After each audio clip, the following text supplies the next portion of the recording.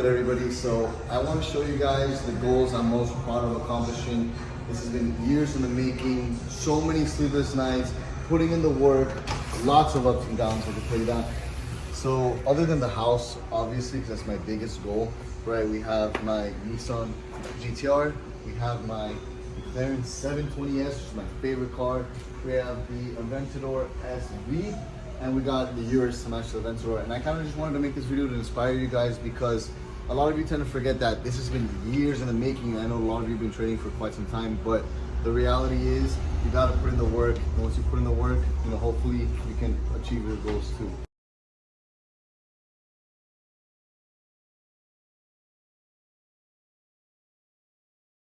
For those of you guys who have been trading for quite some time, and obviously you may not see results such as my results, one thing I want you guys to keep in mind, it didn't just take me a day to make $60,000. It took me 6 years of going through all of these swings that you experience in trading emotionally, that is, where you experience extreme highs and you experience extreme lows, from consistently losing money to going through the battle of trying to recuperate that money, to then even losing more money because I'm trying to recuperate that money, so on and so forth. I know you guys know, for those of you guys who may be a little bit more experienced in the markets, and maybe you haven't reached that consistent profitability, you guys can completely relate and know exactly what I'm talking about. You have those really big trading days where you may make a ton of money, then you have those big losing days. I went through these same exact swings as you guys are. Look at it from a 5-year standpoint, because what kept me going, honestly, was I would always tell myself the only traders that fail are the ones that quit.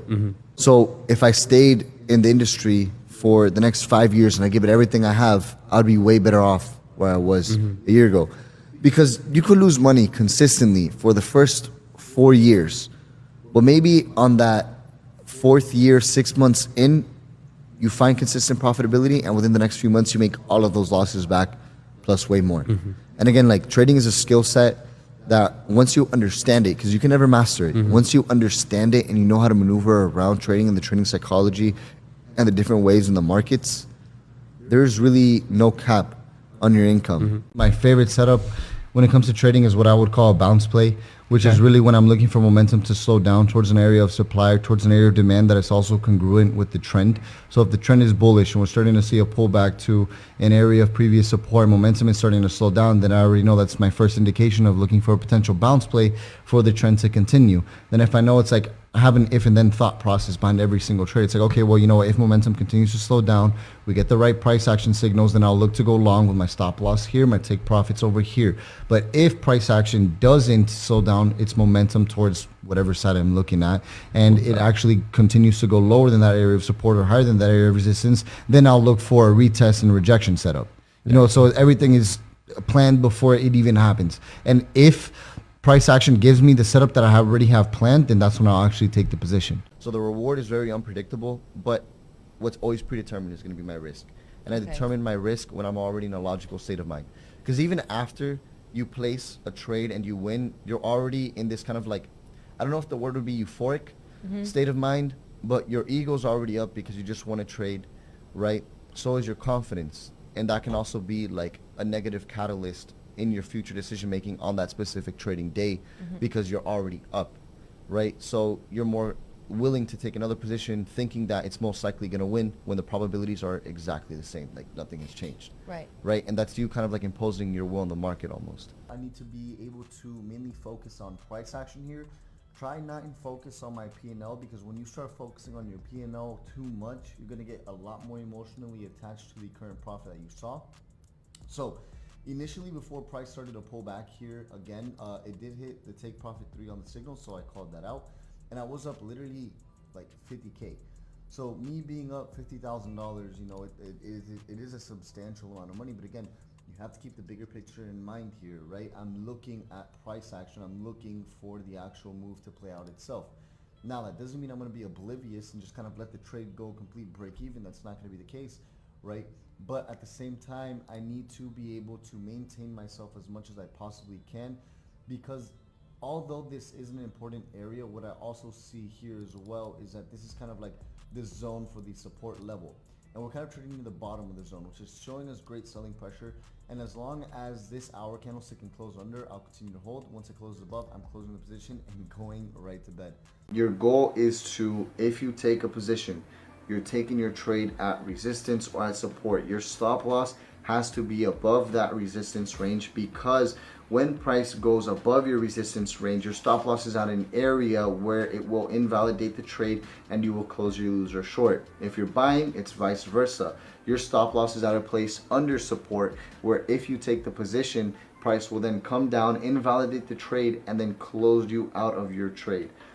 Remember, the key component to stop loss placement is your stop loss placement has to be at an area where once price hits that area, your trade is no longer valid. You're telling me somebody who trades every single day and is looking at improving on their price action skills and their technical analysis skills is not going to get good over a span of 5-6 years? And you can become really good at reading price action. You become really good at performing technical analysis, because that's a skill set that can be developed over time. What they have to perfect, again, is the psychology, the money management, looking for those high probability setups, right? That's the more difficult side of trading versus just understanding technical analysis and reading price action. Because one thing you have to remember is, although you can agree that, hey, on this trade I might lose $1,000, that doesn't mean that you subconsciously accept the fact that you could potentially lose those $1,000 on that position. So essentially what you have to do, to make a really long story short, is you have to lower your risk to the point where you almost don't care if price stops you out, because the amount of money that is being currently risked isn't so significant to the amount of money that you have in your trading account. And then that's when you want to start your trading journey. Later on with time, you can obviously look to increase your position sizing, but definitely, again, you have to risk a certain amount of money to not make money, but ultimately to make the best trading decisions, and then the money will follow later on. You guys can see I'm currently up, floating in profit, $52,000, and this is the point in time where the trade gets super hard to actually continue to hold. At minimum, now I'm gonna move all my stop losses to break even. So worst case scenario, I just break even, I don't lose any money, which is the obvious play to actually go with. Now, to me in my own head, it's like, okay, well, you know what, I've held for all of these hours, you know, should I potentially close? And it's like, okay, well, do I have a reason to close? Like at this very moment in time, I don't have any reason to potentially close out my positions. So it's a little bit more difficult to determine, you know, if I should hold out the entire position. That's kind of what I'm debating on. It's like, okay, well, do I secure like a portion of my position and then hold to the first take profit? What do I do in this situation where it's kind of like, okay, well, we look at this and one position, you know, let me turn this from profit to money for you guys. We look at this and say, okay, well, one position's floating 17K, another 18,000, another 10,000, another 8,000. So, okay, you know, do I secure like one of the big positions or one of the smaller positions, or do I try and allow the entire position itself to ride? So in this type of situation here, the best bet, since the market hasn't even opened up and volume is going in my favor right away, what I am going to do is just try and hold my entire position to actually run to the first take profit. Honestly, bro, the very first thing anybody should have in their trading, especially if you want to scale, is a trading plan. You need to have defined rules of what assets you're trading. You need to have defined rules of what times you're going to be trading. You need to have defined 100%. Rules on all of that. Trading is a business. You don't want to just kind of come in the market and go off the whim, you know? So they're taking challenges. They just funded a brand new account. So what are 3 tips that you'd feel like would benefit people to keep in mind while they're trading this year?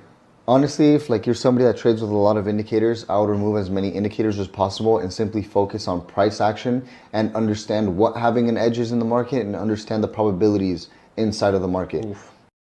$70,000 day, and again, this was all called in the signal room, currently up about 4 times our risk. And you already know we only trade live accounts over here. So what would be your final piece of advice that you would give to people out there that are going through trading struggles, whether it be psychology, technical analysis, mainly psychology? We know the majority of the people is psychology. What would you say is your biggest, like, hey, do this and you'll be fine? And then I'll ask you the next following question. First is understanding that trading itself, right, although it is a difficult task, it's just a lot of simple concepts. Understanding that trading is a game of probabilities, risk management, and risk to reward. Really. Once you understand those three core principles of risk management, probabilities, risk to reward, all you have to do is focus on psychology. Because technical analysis is a skill that can be developed over time. It's a skill that you can get really good at through experience, right? But you need to work on understanding yourself and how you deal with certain situations when it comes to trading.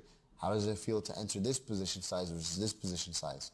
How did I perform psychologically in terms of greed, cutting a loser short, letting a winner run with a larger position size versus a smaller position size? And you just slowly start scaling up little by little and, really just looking to be 1% better than what you were the day prior.